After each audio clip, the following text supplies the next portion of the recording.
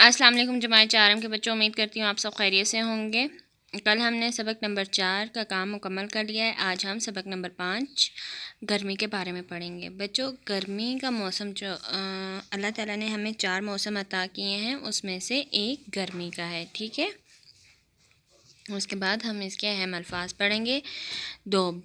دوبر،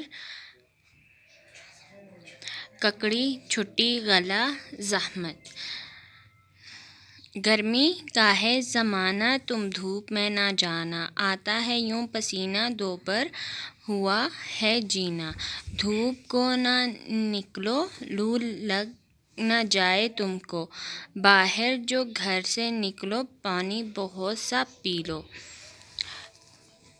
گرمی اگر ہوئی بھی پھر لو نہیں لگے گی، آئس کریم کھاؤ شربت پیو پلاؤ۔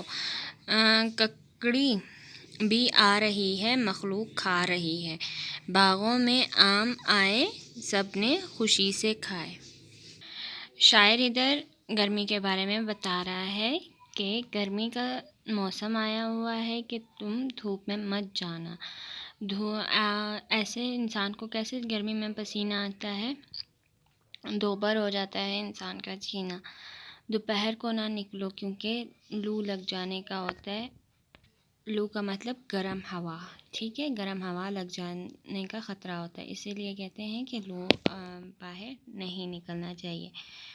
باہر اگر نکلو گے بھی کسی کام سے تو بہت سا پانی پی لینا۔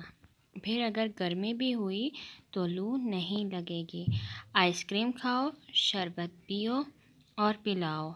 ککڑی یعنی کہ خربوزہ، خربوزہ بھی آ رہا ہے مخلوق اسے کھا رہی ہے، یعنی کہ دنیا اسے کھا رہی ہے۔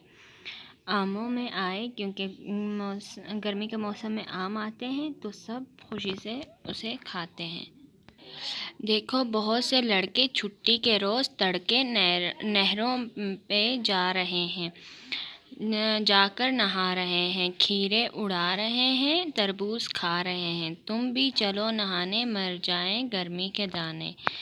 پیڑوں پہ اے سب پرندے بیٹھے ہوئے ہیں چھپ کے، جو دھوپ گرمیوں کی ہے جسم کو جلاتی، یہ کام بھی ہے آتی غلہ بھی ہے پکاتی۔ دیتی ہے اگرچہ زحمت پر ہے خدا کی نعمت۔ اچھا، اب ادھر شاعر کہہ رہا ہے کہ جس دن چھٹی ہوتی ہے یعنی کہ اتوار کے دن سب لڑکے کدھر جا رہے ہیں، نہروں پر، اور کیا کرنے، نہانے جاتے ہیں، ٹھیک ہے نا۔ نہانے کے لیے اکثر ہم لوگ پنجاب سائڈ پر دیکھتے ہیں تو ایسا ہوتا ہے۔ وہ لوگ کھیرے بھی اڑا رہے ہیں اور تربوز بھی کھا رہے ہیں، یعنی کہ کھیرے بھی آتے گرمیوں کے موسم میں اور تربوز بھی۔ تم بھی چلو نہانے، یعنی کہ وہ کہہ رہے ہیں کہ تم بھی نہانے کے لیے نہر پر چلو، مر جائیں گے گرمی کے دانے، یعنی کہ جو گرمی کی وجہ سے دانے ہوتے ہیں وہ بھی مر جائیں گے۔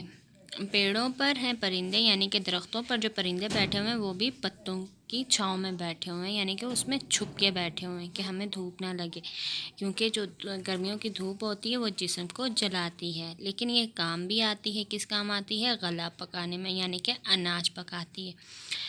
دیتی ہے اگرچہ زحمت، یعنی کہ اگر وہ تکلیف بھی دیتی ہے لیکن یہ گرمی اللہ تعالیٰ کی طرف سے ایک ہمارے لیے نعمت ہے۔